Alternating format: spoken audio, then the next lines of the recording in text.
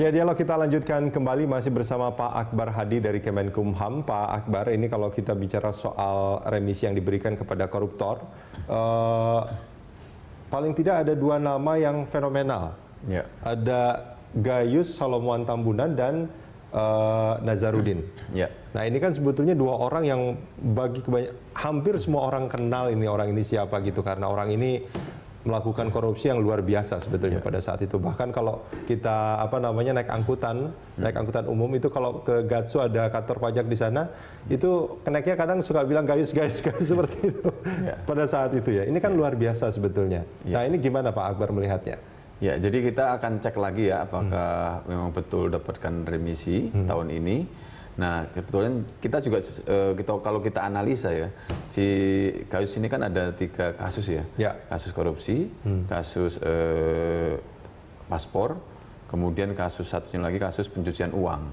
Nah, mana yang hukumannya juga 30 tahun kalau saya tidak salah. Ya, itu 35 kalau tidak salah, 35.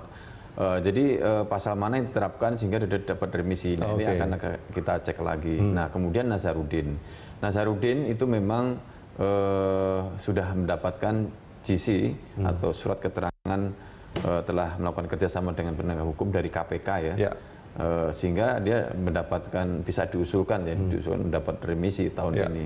Nah, yang perlu kita pahami ini Mas Rudi, jadi bahwa di Indonesia ini kan menganut asas non diskriminasi kan. Jadi jangan sampai ketentuan di peraturan di PP kita ini ada diskriminasi di sana justru. Contohnya seperti ini. Contohnya seperti ini. Ketika ada perbedaan kan di PP itu kan ada yang namanya extraordinary crime, ada 3 kan ya. Extraordinary crime itu yang narkoba terorisme dan korupsi. Ya mohon maaf, korupsi ini kan jumlahnya tidak banyak ya. Bahkan hanya tapi nyebelin banyak orang itu. 4.000-an ya. Tapi yang lebih dahsyat yang sering Bapak Menteri sampaikan itu adalah narkotika, kasus narkotika.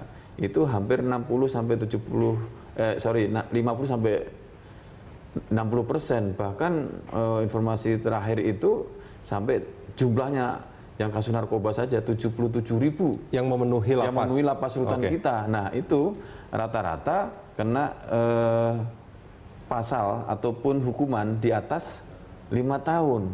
Jadi kan berlaku GC.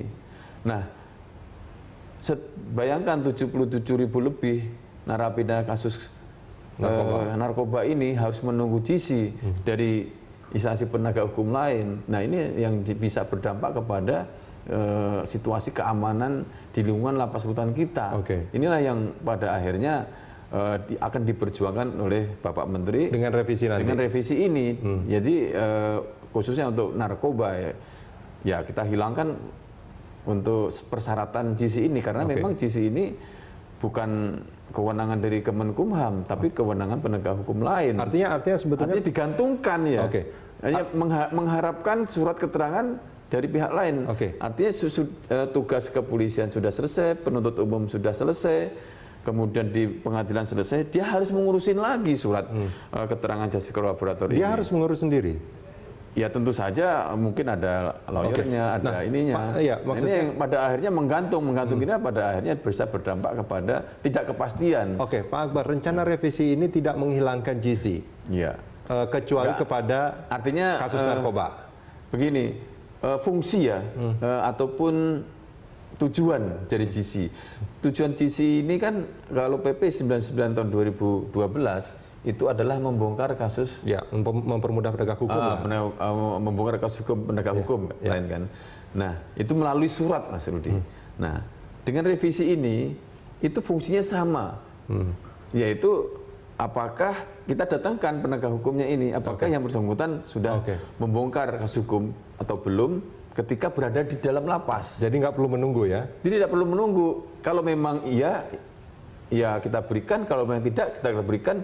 Yang bersangkutan kita kasih tahu, berarti ada kepastian. Oh ya, saya tahun ini tidak dapat remisi karena saya tidak memberikan keterangan kepada penegak hukum melalui sidang TPP, sidang tim pengabdian masyarakatan, sehingga dia fair, tidak menunggu seperti ini. Ini kan seolah-olah digantungkan ya, persyaratan itu digantungkan kepada institusi lain yang sudah selesai pekerjaannya. Dan biasanya sudah kurang memperhatikan lagi soal itu ya. Nah, apalagi ya mohon maaf kadang-kadang mereka kan kasusnya juga cukup banyak ya.